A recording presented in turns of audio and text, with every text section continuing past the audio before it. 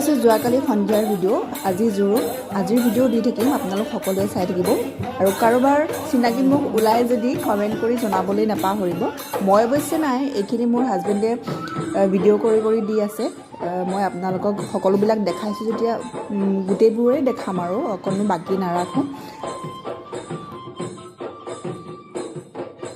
আৰু এইফালে খানা বনাই আছে।